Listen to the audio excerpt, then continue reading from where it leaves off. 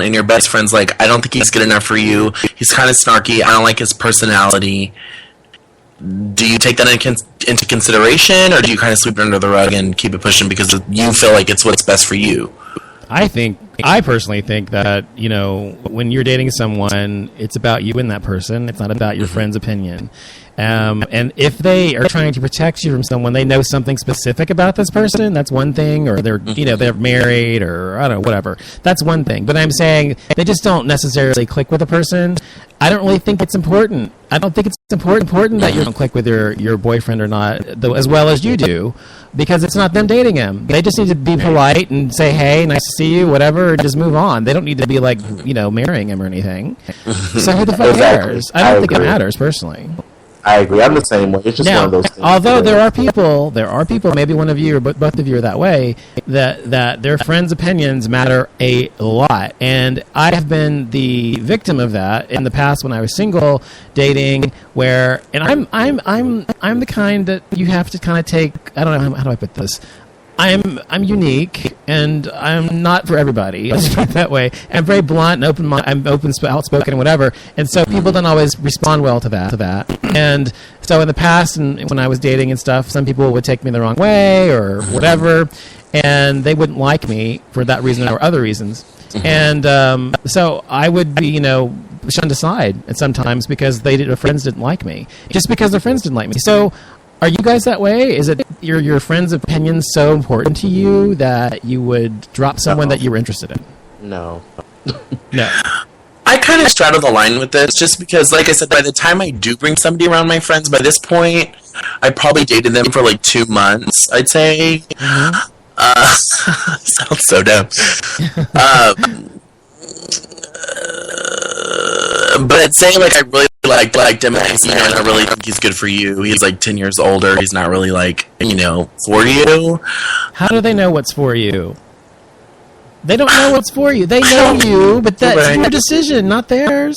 Right, but if your friend knows you better than anybody, better than yourself, your history and relationships and what's worked and what hasn't. Better than yourself. They know you better than yourself? No. So it's fine. And look, I agree. Look, that they have weight. They have an input, yes. And of course that matters to some degree because of your friends, your family, and so to some degree. And so but it's not the deciding factor. Right. And I think that's what I'm asking. Is it the deciding factor? No, not for me. I mean, if they have an issue in one of them, then, I'll listen to what they have to say, but I'm not just going to be like, oh, well, my friend said that she didn't like this and this and this about you, or he didn't like this and this and this about you, so we're going to have to call it. No, I'm not that type of guy. If anything, let me find it out on my own, because I am the one that's dating him. But, I'll listen to what my friends have to say, but I won't just be like, let me take this into consideration. No. But my friends have dated guys who were complete pricks, assholes, jerks in the past, and guys I knew were bad for them, and I would say, look, I don't think I think he's an asshole. And so on the other side of the fence here, I think he's an asshole. I don't like him, but you like him, I'll be cordial to him. I'll be nice to him because I love you. But I don't like him. So I'll make my position known, but I would never say don't date him because I think he's an asshole. So yeah. I think it's also a generational thing too, because like at my age, with my boyfriend or whatever, I kind of want him to hang out with my people and us to all have fun together. Sure. And I think, as you get a little older and you are looking for like love and you're ready to settle down, it probably doesn't really go into perspective that much, just because you probably at that point are seeing your friend like once, twice a month, and you see this person multiple times. Right. Exactly. Yeah, and I don't think it's wise to allow other people to penetrate your relationship and dictate what you're going to do exactly. Mm-hmm. I just don't think it is. I think it's fine to take it under consideration, like Jason said. That's fine. That's one thing. But to actually let it rule your love life is just a big mistake, because it's only you that knows what you want and need. No one else really knows it. So. Mm-hmm.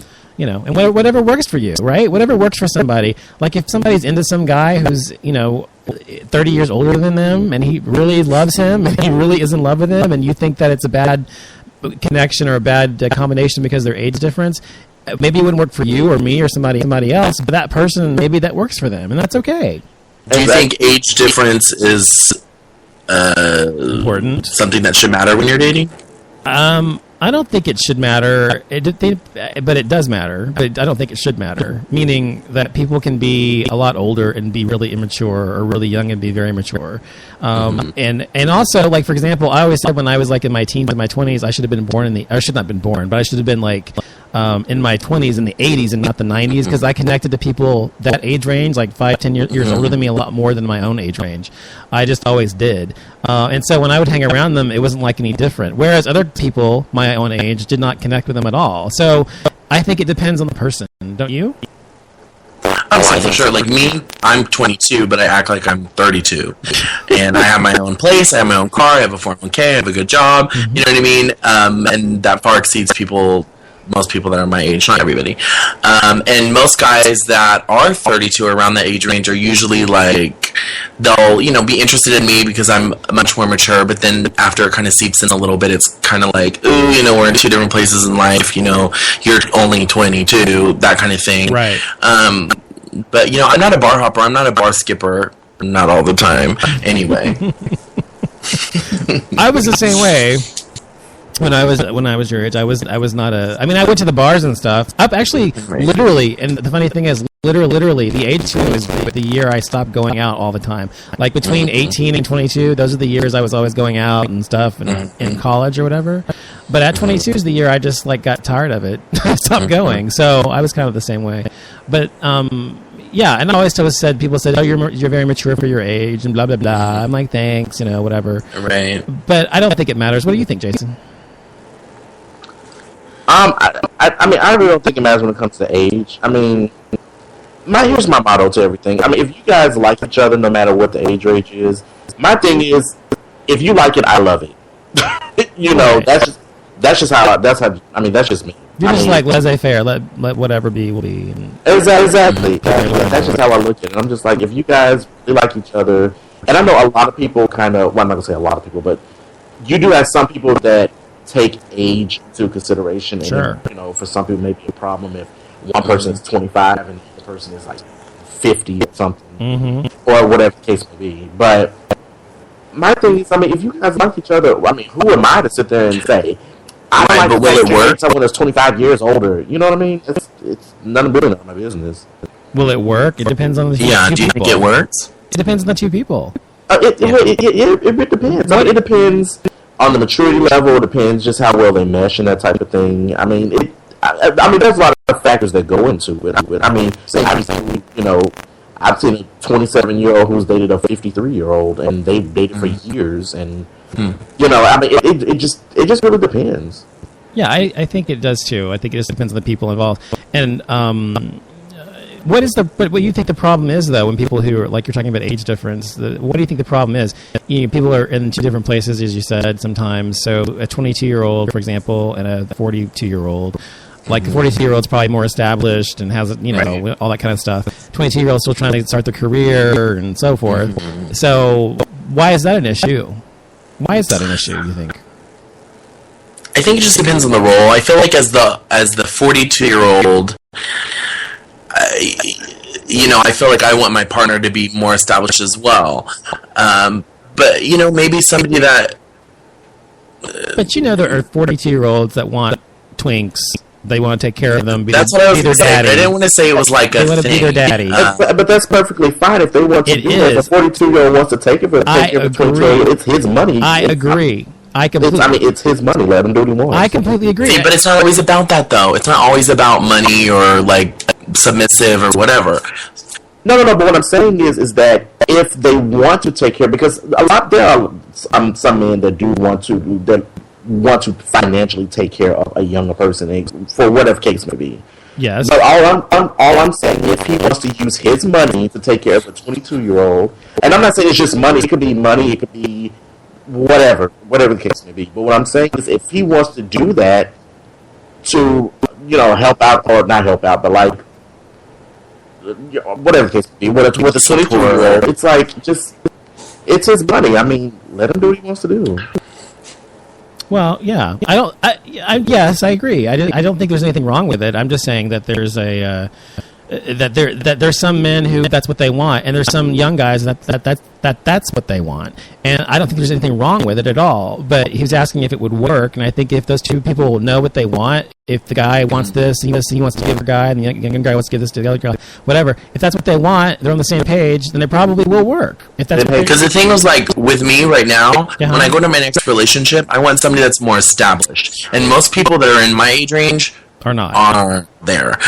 But that's why I always liked older guys when I was younger. I liked older guys because of that reason. And also because I don't know. Tell me about yourself though. But I did not, when I was your age.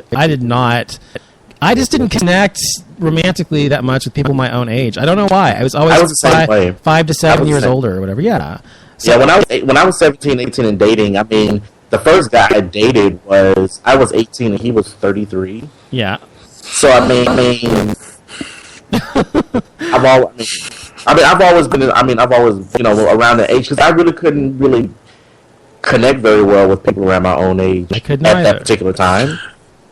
I feel the same way, but people that I'd say like are 10 years older than me, like 30, 31, 32, they just see 22 years old slapped on my face, and it weirds them out. Like I was kind of dating this teacher guy for a little bit, and he kept always saying, I could have been your high school teacher. That's kind of weird. But I'm like, it's not weird to me, but the fact that he's not your high school teacher. Exactly. But so I don't know. But that's something though. Screw guys. That's something that those guys, that's their problem, not yours. That they have. Oh no, I know, and I don't need no. Okay. Well, anyway, that's the friendly wish. Well, so yeah, I guess basically, so we're all saying, basically, then when it comes to friends and your relationships, whether they approve or not isn't that important. It's just basically more about what you want to do, or is that what we're concluding? Or it matters to some degree, but it's not everything and everything. Okay, good. So, Raven Symone talking. Well, first let's talk about Caitlyn Jenner first. Did you guys watch? Yes, I did. Did you watch it? No, I did not watch it, and because here's another thing: DirecTV fucked around and accidentally suspended my service, so I've had any service since fucking Friday. And So and then I called them, and they were just like, it was an honest mistake. We got to send someone else. So as we speak, as of right now, as of 9:28 p.m., I still do not have any cable. Well. Okay, well... You are like a walking first world problem. It's like everything happened to go wrong this past week, which is just crazy. Well, it must be Mercury in retrograde, I'm sorry. Yeah, but to answer your question, no, I did not watch it, but I plan on watching it. Well, did you watch it, Christian? Of course I watched it, so we can talk about it together. Okay, good. We're going to have to talk about it, Jason. I'm sorry. I thought it was really good. I thought it was done really, really well. It was educational, but we also saw, milestone for Caitlyn. Yes, I agree. And before it came on, I had people on my Facebook saying, "Oh my God, I'm not going to watch that. I'm not interested." Blah blah blah. And I'm like, "Why?" And I'm like, "Oh, it's just going to be a Kardashian spinoff, and and just same shit the Kardashians do because obviously of who he is." And I was like, "I don't think that's the way that she's couching this or whatever." Which she is an executive producer, by the way. Well, I'm not saying that. Okay, first of all, it doesn't matter if she's making money on it. It doesn't matter if she's no, I'm not creating saying it. I'm just saying she's in control, right? And that's good. But my point is that after seeing it, if you actually watch it, give her the chance of explaining why she's doing this and everything, you understand her motivations are altruistic, and she's doing this for the right reasons. And not just saying that, but you can see that it really is. She's driven by the right reasons, and I just thought I found it to be very touching, and as you said, educational, and also just very similar to what it's like to come out when you're gay. That's what I kept thinking the whole time. Yeah, it's very similar. It's different, obviously, but it's very similar.